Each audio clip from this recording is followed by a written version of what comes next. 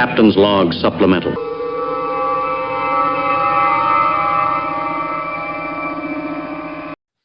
So, Miss Vicki. Yes, sir. Do you remember when we were watching those WRL events and some of those grid life events where you used to see the in-car video and it had like the cameras seeing front and back, but it also could see all the telemetry and everything that was going on? Mm-hmm.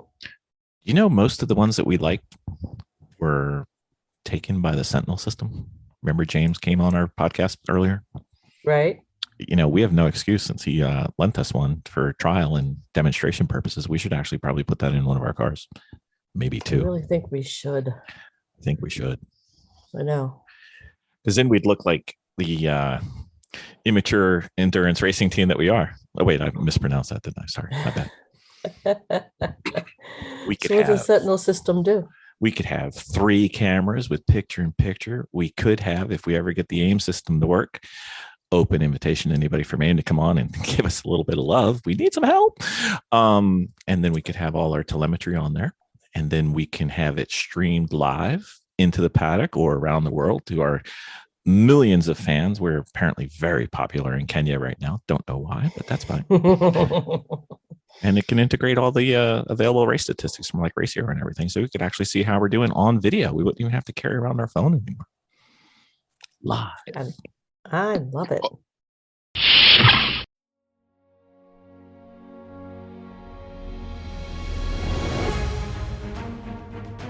From the great halls of their house, there are assembled 3 who hope to one day be the world's greatest driving heroes.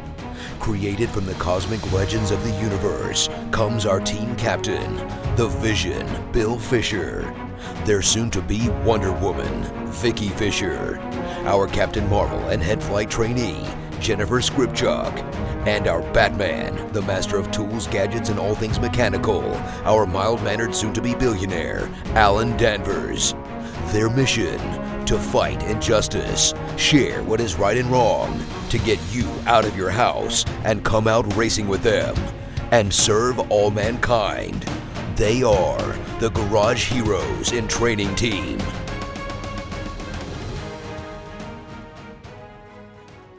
Dominating with Dawson. Ben Dawson. It's that time of day. I need me some Ben Dawson. Well, we know what time of day it is. That means it's just every time of every day. So it's Pretty much, we just jumped into the flow of you needing Ben Dawson. Let's get into it. We needs it. What can we discuss today? So Ben, I don't know if you've ever noticed some of the cars that we drive routinely and race Routinely. Okay. aren't the best car you could probably ever have. Is that right? Is that correct? I'm not sure how I've observed that or not. Well, I mean, wait, hold on. I'm thinking, it's a fact. I've never noticed that before, but you're right, Bill. We're not out there racing perfect showroom model cars or even ideal cars for anything. No professionally prepared cars, no catered meals. Usually we're the ones fixing the car or prepping the car, which automatically means they're not prepped properly. Listeners, you couldn't see it, but Bill was using air quotes when he said fixing. Fixing, yeah. Well, attempting to fix. Applying something that was the goal of fixing, but perhaps we have gone the exact opposite direction. But that's a different story. Or if you're me, getting wrenches for the smart people. Exactly. Or running out to get parts or lunch, whatever. It's fine.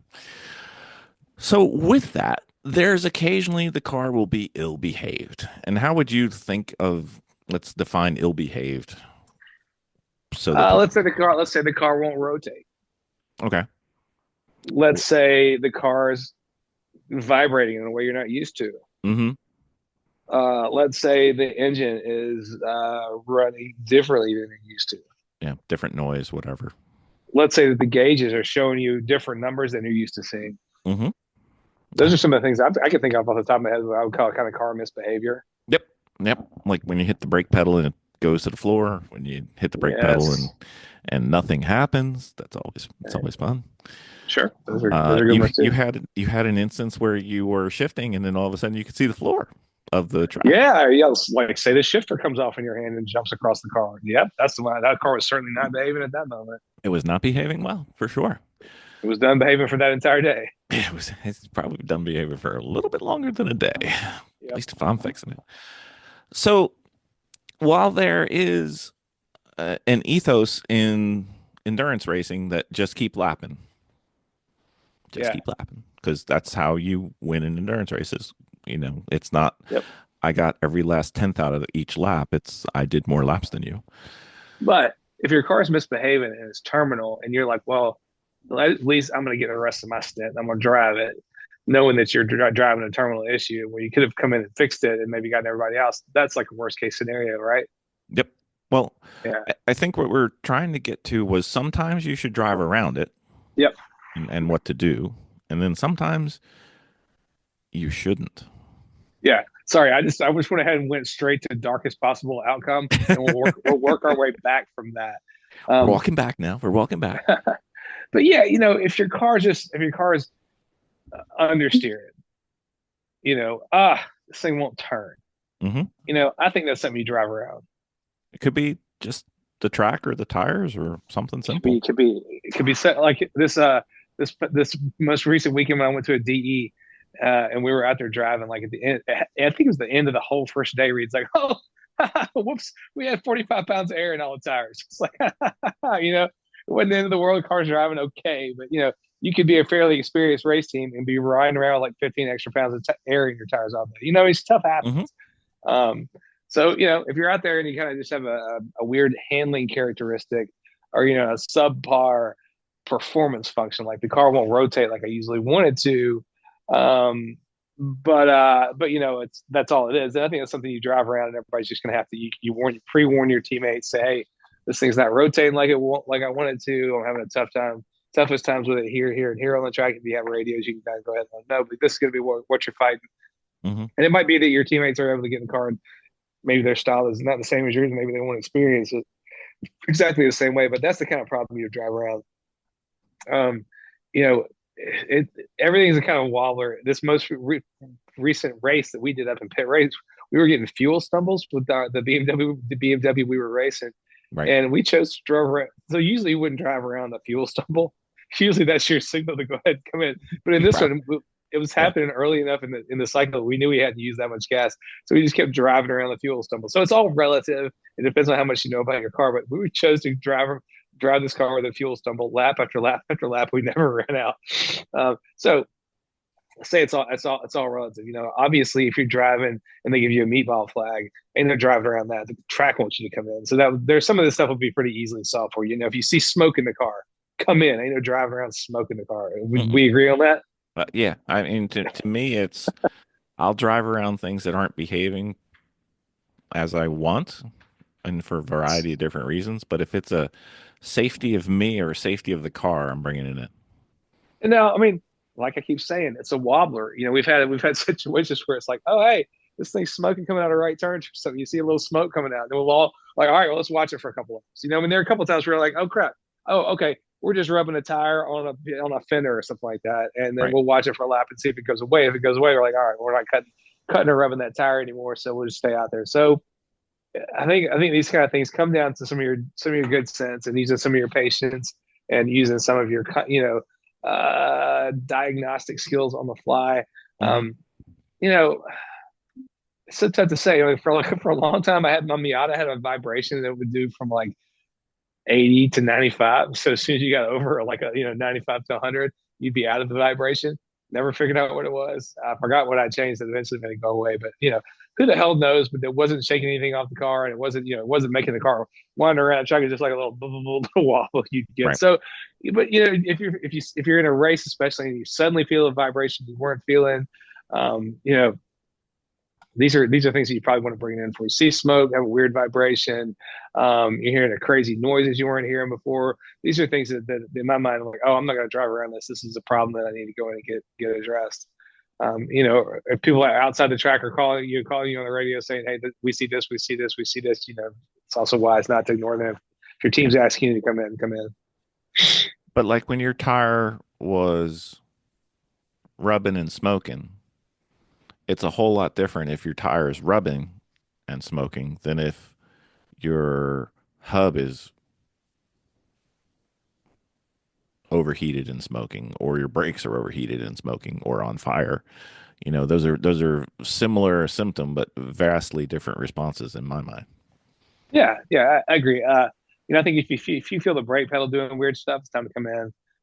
If any of the main functions of the car don't feel ideal, and you're still trying to drive the car as if they are, you need to come in and get them looked at before you Yeah, can keep operating with that expectation. because most Um, most of us aren't making our mortgage out of our racing right now. I hate to break that's it to that's right. everybody.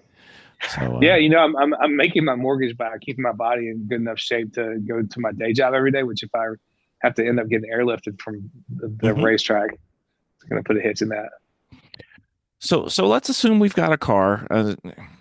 For instance, we went to a track race recently, and it turned out that we had tow in on one side of the car and tow out on the other side of the car, Uh huh. which made it a little less pleasurable to push to the limit, All right.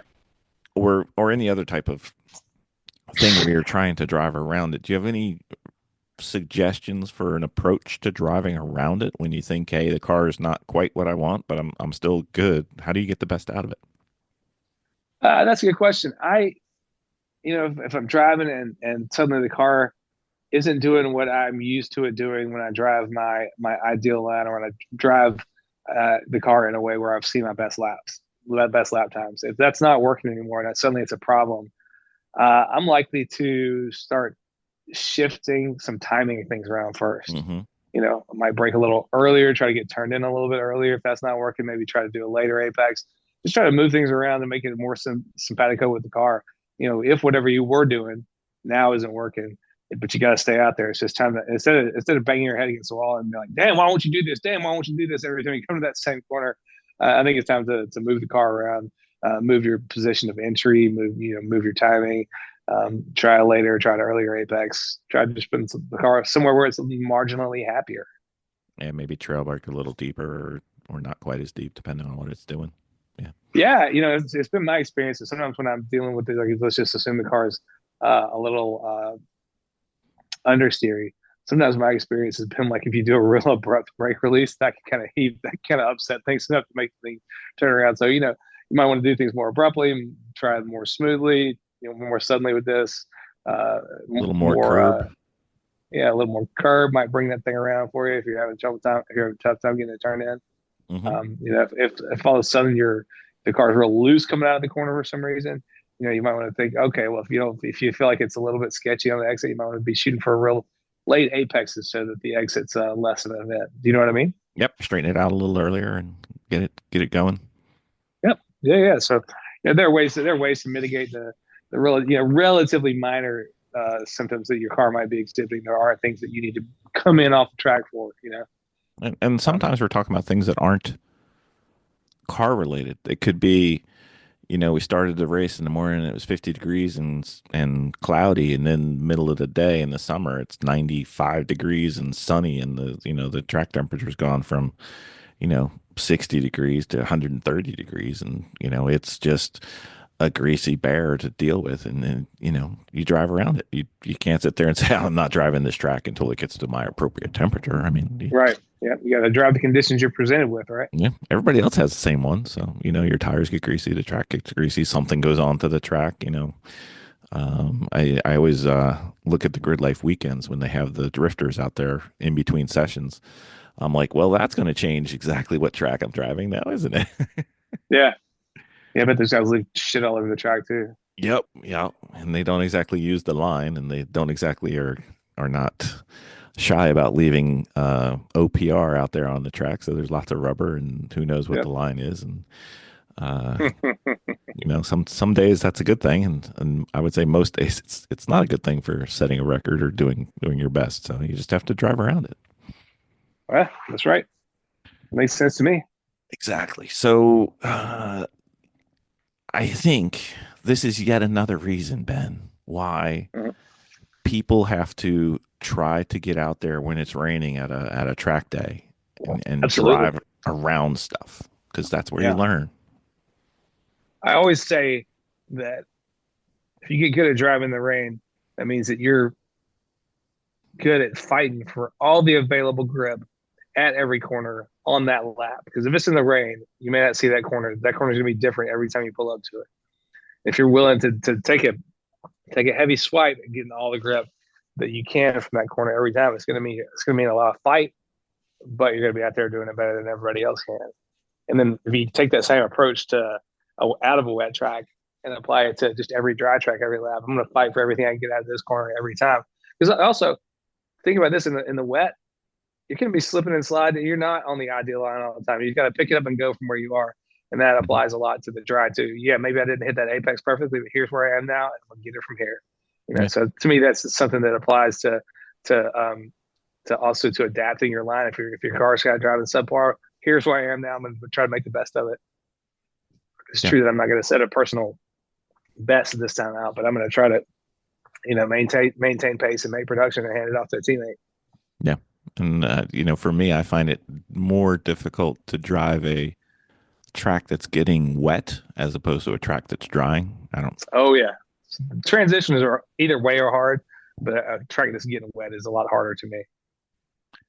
And, indirectly, this covers another topic we're going to talk about at some point is sometimes the line is not the line when you're trying to do something for a reason. So you can't just blindly drive, outside, inside, outside, shift at the same spot, brake at the same spot, get the gas at the same spot, get that, you've got to be thinking about it so you can, essentially experiment to find more or the most that you can.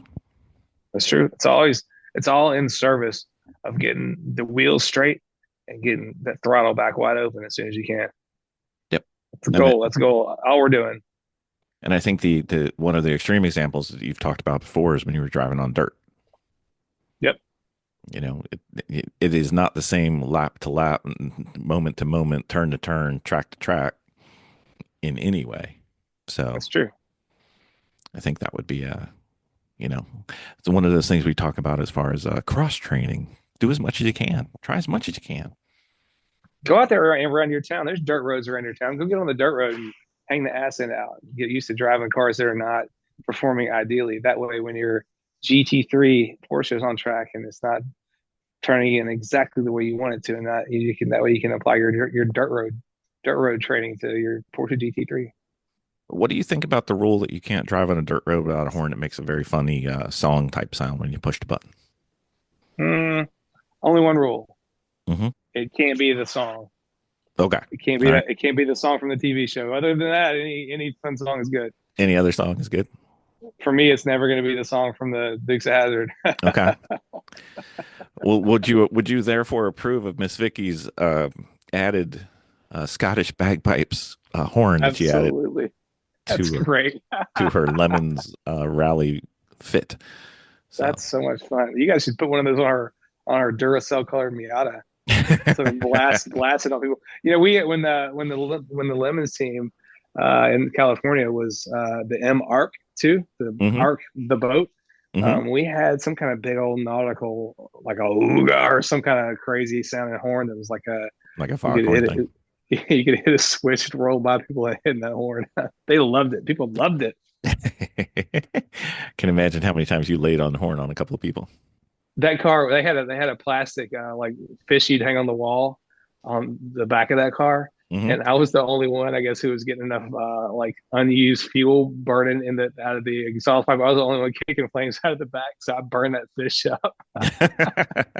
It was fine until I got in the car, then I burned that thing to the ground. Whoopsie! Whoops! I dominated that fish. Was that one of the brothers' Corf cars? That was both of them. So they were both out living in the Bay Area doing that. Ian was teaching in Davis, so we were in the same town. And then his brother would come over from San Francisco to help us get the car ready and go race. Awesome. That sounds like tons of fun. It was a real golden time of motorsports for me. I had a blast those couple of years out there. I can imagine. You know what the only problem with racing on the West Coast is, Ben? What's that? VIR is not very close. That's true. It's pretty far away. But if you're out there, you have Thunderhill, which is a very close second in my book. Is it? Absolutely. Thunderhill's a fantastic course. So what's Ben Dawson's current top five? VIR, Road Atlanta, Thunderhill, Pit Race, Watkins Glen, probably. Wow. Pit Race made it to the top five. It's just straight in there, baby. That place is great. Yeah. Wait till you come in. It's Loved good it. weather. Yeah, it's fantastic. That place is really blew my mind. I had no idea it was going to be so much fun. Yeah. Everybody thinks it's, we're getting towards the Midwest, so it's going to be flat. I'm like, Pit Race is not flat. No, yeah, great elevation. Yeah, and we didn't even get to do go-karts. We got to do that next time. Yeah, I'm trying to come over there a little more time next time. That'll be fun. It'll be good. All right, sir. Thank you for another great one. Yeah, thanks for having me. That was a fun one.